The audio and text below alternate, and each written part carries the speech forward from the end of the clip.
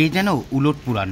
বিধানসভা ভোটের আগে তৃণমূলের কর্মী সমর্থক থেকে ছাত্র সংগঠন তৃণমূল ছাত্র পরিষদের সদস্যরা একে একে দল ছাড়ছেন। কিছুদিন আগে তৃণমূল ছেড়ে সিপিএম দলে যোগ দিয়েছিলেন ডোমকলের 16 নম্বর ওয়ার্ডের শাসক দলের কর্মী সমর্থকেরা। এবার ডোমকল কলেজের ছাত্র পরিষদের সদস্য প্রথম ও দ্বিতীয় বর্ষের পড়ুয়ারা ছাত্র পরিষদ দলে যোগ দিলেন। মঙ্গলবার দুপুর 1টা নাগাদ বহরমপুর জেলা কংগ্রেস কার্যালয়ে এক অনুষ্ঠানের মধ্য দিয়ে তারা তৃণমূল ছাত্র পরিষদ ছেড়ে কংগ্রেসের ছাত্র সংগঠন ছাত্র পরিষদ দলে যোগ দিলেন। দলে যোগ দেওয়ার পরে তাদের মিষ্টি মুখ করালেন বহরমপুরের প্রাক্তন সাংসদ অধীর চৌধুরী। বেহিসেবি দুর্নীতি, আরজিকর এবং কসবা আইন কলেজে ধর্ষণের ঘটনার প্রতিবাদ জানিয়ে তারা তৃণমূল ছাত্র পরিষদ ছাড়লেন বলে জানান। আমরা খুব আনন্দিত আছি যে কংগ্রেস ভবনে এসে এই মুর্শিদাবাদের বিভিন্ন প্রান্ত থেকে ছাত্র যুবরা যারা অন্য দল ছেড়ে তৃণমূল ছেড়ে কংগ্রেস দলে তারা সামিল হলেন, যোগদান করলেন। এটা আমাদের কাছে অনেক বড় আজকে পাওনা, কারণ আমরা চাই যে কংগ্রেস দলে আরও বেশি বেশি করে ছাত্র যুবরা সামিল হোক। এটা শুধু কংগ্রেসের প্রয়োজনে বলছি না, সমাজের প্রয়োজনে, রাজ্যের প্রয়োজনে যুব ছাত্রদের সংঘবদ্ধ হওয়া দরকার। তাই আজকের এই অনুষ্ঠানে যারা যোগদান করলেন তাদেরকে আমি কংগ্রেস দলের পক্ষ থেকে আন্তরিক অভিনন্দন জানাচ্ছি এবং আগামী দিনে তাদের উপরে অনেক আমাদের আশা থাকবে, ভরসা থাকবে। তারা শুধু নিজেরাই নয়, আরও বেশি বেশি করে ছাত্র যুব সমাজকে সংঘবদ্ধ করবে এবং ধর্মনিরপেক্ষ, প্রগতিশীল, গণতান্ত্রিক পশ্চিমবঙ্গকে গড়ে তোলার জন্য তারা সংগ্রাম করবে। কলেজ থেকে কারা কারা যোগদান? আজকে আমাদের ডোমকল কলেজ থেকে ছাত্র পরিষদের ইউনিয়নের কিছু সদস্য তৃণমূল ছাত্র পরিষদ ছেড়ে আমাদের ছাত্র পরিষদে জয়েনিং করবে। কথা জানেন হয়তো বহিরাগত যেসব টান্দুল চালাচ্ছে তারা এইসব আর সহ্য না করতে পারে আমাদের সাথে সামিল হবে। কতজন মতো ছাত্র? আর আমাদের 70 জন মতো আজকে জয়েন করবে। মানে কি এই সংখ্যা কি বাড়তে পারে বা বাড়বে বলে মনে হচ্ছে? এর সঙ্গে আগামী দিনে আরও বাড়বে।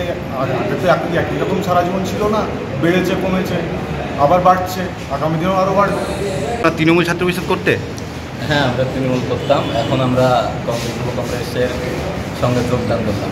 কেন কংগ্রেসে যোগদান করলে? বললাম বলতে গেলে আমাদের তৃণমূলের যে দুর্নীতি আমাদের ভালো লাগতো না। আর এই যে আপনারা নিউজে হয়তো দেখতে পাচ্ছেন, এই কিছুদিন আগে যে তৃণমূলের একজন ছাত্র পরিষদের যে ছিল, সে একটা মেয়েকে দর্শন করে মারলো। এই যে দূরের ঘটনা না, এখানে বালিঘাটের এই যে খবরটা এই দুদিন হলো শুনতে পেলে যে তৃণমূল ছাত্র পরিষদের এসে কলেজের ইউনিয়ন রুমে বসে যে মদ্যপান করছে, মেয়ে ছেলেকে নিয়ে যেই আনন্দ ফুর্তিটা করছে, এটা আমাদের পছন্দ না। তার জন্য আমরা আমাদের মান সম্মানটা যেটুকু ছিল সেটুকু হারানোর আগে আমরা গুছিয়ে চলে আসলাম এখানে।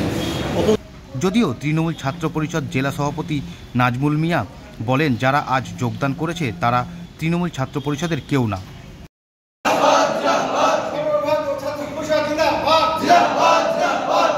দেখুন, ডোমকল কলেজে কোনো দুর্নীতি বলে কোনো কিছু হয়নি।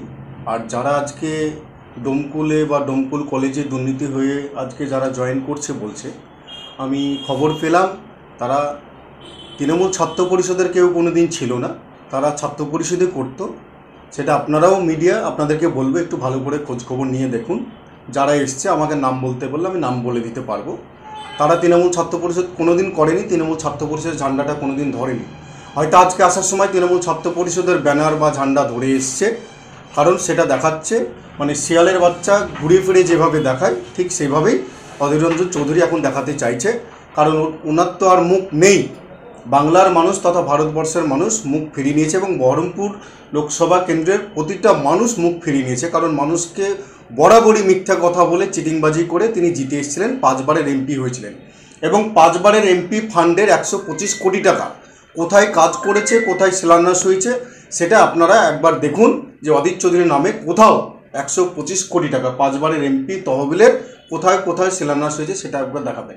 তাই শিয়ালের বাচ্চার মতন ওরা অনিবার্য এগুলো দেখায়, এগুলো করাচ্ছে টিআরপি নেওয়ার জন্য। তৃণমূল ছাত্র পরিষদের কোথাও গোষ্ঠীদ্বন্দ্ব বলুন বা কোথাও তোলাতুলো বলুন, এগুলো মুর্শিদাবাদ জেলায় হয় না।